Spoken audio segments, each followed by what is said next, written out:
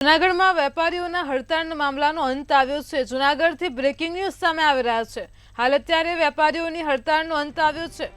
ભવનાથ વિસ્તારમાં પ્લાસ્ટિક પ્રતિબંધને લઈને વેપારીઓ હડતાળ પર ઉતરી આવ્યા હતા। ત્યારે મનપાના મેયર, ધારાસભ્ય સહિતના લોકોએ વેપારી સાથે બેઠક યોજી છે।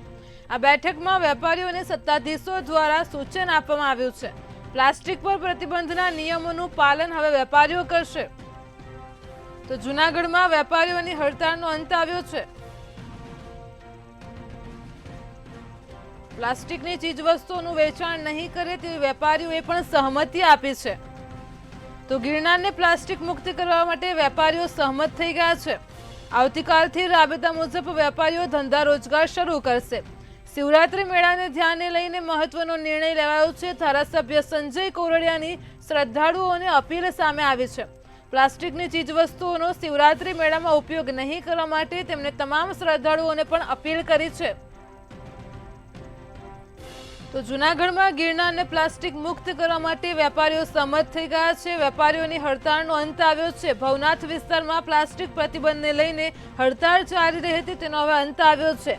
તો મનપાના મેયર, ધારાસભ્ય સહિતના લોકોએ વેપારીઓ સાથે બેઠક યોજી હતી। આ બેઠકમાં વેપારીઓને સત્તાધીશો દ્વારા ખાસ સૂચન આપવામાં આવ્યું છે। પ્લાસ્ટિક પર પ્રતિબંધના નિયમોનું પાલન હવે વેપારીઓ કરશે, તેઓ સહમત થઈ ગયા છે। પ્લાસ્ટિકની ચીજવસ્તુઓનું વેચાણ નહીં કરવા માટે વેપારીઓએ સહમતિ આપી છે। તો આજ મુદ્દે અમારી સાથે જૂનાગઢથી સંવાદદાતા અમર બખાઈ ફોન લાઈન પર જોડાઈ ગયા છે। જી અમર, હાલ અત્યારે જૂનાગઢમાં વેપારીઓની હડતાળનો અંત આવ્યો છે, શું કહેશો?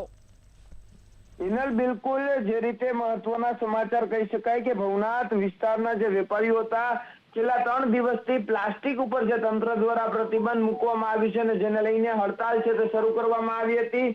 આજે ત્રીજા દિવસના અંતમાં જે રીતે જૂનાગઢના ધારાસભ્ય, મેયર અને શહેર ભાજપ પ્રમુખ દ્વારા જે બેઠક યોજવામાં આવી અને તેમાં સુખદ સમાધાન થયું છે વેપારીઓનું, અને વેપારીઓ દ્વારા જે પ્લાસ્ટિક નું વેચાણ નહીં કરવા સહમત થયા છે અને જે રીતે ઇકો સેન્સિટિવ ઝોન જે ભવનાથને જાહેર કરવામાં આવ્યું છે, ગિરનાર અને ભવનાથની અંદર પ્લાસ્ટિક પર પ્રતિબંધ મૂક્યો છે અને જેને લઈને વેપારીઓ સહમત થયા છે। આગામી 2 દિવસ બાદ એટલે કે 5 તારીખે મહાશિવરાત્રીનો મેળો છે ને, જેમાં લાખોની સંખ્યામાં શ્રદ્ધાળુઓ ઉમટી પડે છે। શ્રદ્ધાળુઓને કોઈ મુશ્કેલી ન પડે, જે માટે વેપારીઓ પોતાનો ધંધો રોજગાર શરૂ કરી દે તે માટેની આ બેઠક જે ધારાસભ્ય દ્વારા લેવામાં આવી હતી ને તેમાં મહત્વનો નિર્ણય લેવાયો છે।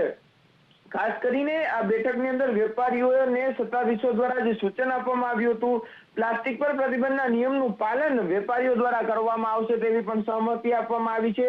પ્લાસ્ટિકની ચીજ વસ્તુઓનું વેચાણ નહીં કરે તેવો પણ વેપારીઓ દ્વારા સહમતિ આપવામાં આવી છે। ખાસ કરીને ગિરનારને પ્લાસ્ટિક મુક્ત કરવા વેપારીઓ સહમત થયા છે। આવતીકાલથી રાબેતા મુજબ જે રીતે ધંધા રોજગાર છે વેપારીઓ દ્વારા શરૂ કરવામાં આવશે। આજે જ્યારે મંતવ્ય ન્યૂઝ દ્વારા વેપારીઓ જે શ્રદ્ધાળુઓ હોય છે, સાધુ સંતો જે ધૂણી દખાવા અને જે રીતે મેળામાં આવ્યા છે તેમના જે ઇન્ટરવ્યુ લેવામાં આવ્યા હતા તેમાં પણ તેમને ભારે મુશ્કેલી પડે છે તેવું જણાવ્યું હતું ને જેને લઈને વેપારીઓ છે તે સહમત થયા છે અને આવતીકાલથી રાબેતા મુજબ ધંધો રોજગાર શરૂ કરશે। ખાસ કરીને પ્લાસ્ટિકની ચીજ વસ્તુઓની અંદર વાત કરવામાં આવે તો જે પાણીની બોટલ છે, છાશ, દૂધ, આ તમામ છે તે પ્લાસ્ટિકના વેપારમાં આવે છે, પરંતુ તેનું વેચાણ નહીં કરે ને તેની સામે જે ઇકો ફ્રેન્ડલી જે વસ્તુ એટલે કે વેપરની અંદર જે વસ્તુઓ બને છે, જેમ કે જે પેકિંગ આવે છે વેપરના, તેની અંદર વેચાણ કરશે તેવી સહમતિ આપી છે ને આવતીકાલથી જે 500 જેટલા વેપારીઓ છે તે ધંધો રોજગાર શરૂ કરશે। એટલે મહત્વનું કહી શકાય કે મહાશિવરાત્રીના મેળા પહેલા જ આ જે મહત્વનો જે નિર્ણય થયો છે અને વેપારીઓ સહમત થયા છે। જી અમર, સમગ્ર માહિતી બદલ આભાર। તો જેવી રીતે અમારા સંવાદદાતાએ જણાવ્યું કે આવતીકાલથી જ હવે જૂનાગઢમાં 500 જેટલા વેપારીઓ ધંધો રોજગાર શરૂ કરશે। આગામી મહાશિવરાત્રીના મેળાને ધ્યાને લઈને આ નિર્ણય લેવામાં આવ્યો છે। તમામ શ્રદ્ધાળુઓને જે મુશ્કેલી પડતી હતી, હાલાકી ભોગવવાનો વારો આવતો હતો, તેનો હવે અંત આવ્યો છે। તો જૂનાગઢમાં વેપારીઓની હડતાળનો અંત આવ્યો છે। નમસ્કાર, જય ગિરનારી, નાના દેવચંદાણી, મીડિયા પ્રભારી, ગિરનાર વેપારી એસોસિએશન। હવે આજે અમે સવારના કલેક્ટરશ્રી સાથે, પદાધિકારી સાથે અને અમારા જે વેપારી મિત્રો સાથે અનેક વાટાઘાટો કરી। એમાં જે હાઈકોર્ટની ગાઈડલાઇન છે કે ભાઈ ગિરનારને ઇકો સેન્સિટિવ ઝોન જાહેર કર્યો છે અને એની અંદર પ્લાસ્ટિક મુક્ત ગિરનાર આપણે બનાવવાનું છે.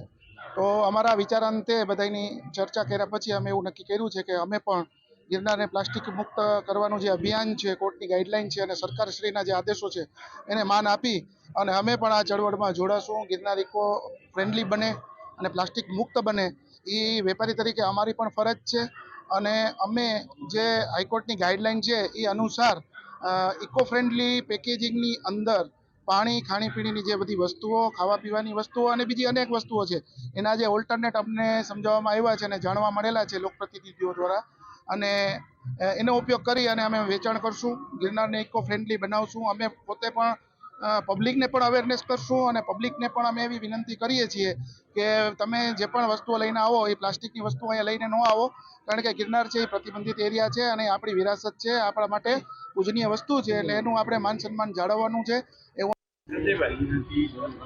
ભવનાથ વિસ્તારમાં વેપારી એસોસિએશનની 3 દિવસની જે દુકાનો બંધ, વેપાર ધંધા બંધ રાખવાની હડતાલ હતી, એમને આજે આદરણીય મેયર શ્રી ગીતાબેન, પાર્ટીના અમારા પ્રમુખ પુનિતભાઈ અને અમે બધા વેપારી એસોસિએશન સાથે બેસી અને ચર્ચા કરી અને જે હાઈકોર્ટનો ચુકાદો છે કે ગિરનાર અભયારણ્ય છે, સેન્ચુરી પાર્ક છે, એને પ્લાસ્ટિક મુક્ત કરવા માટેનું એમને જે 2012થી જે સૂચન કર્યું હતું અને એ સૂચન એ આપણા ગિરનારના હિત માટે, વન્ય પ્રાણીના હિત માટે અને એક સ્વચ્છતા માટે હિત માટે છે કે પ્લાસ્ટિક મુક્ત રહીએ એમના માટેના સૂચન છે.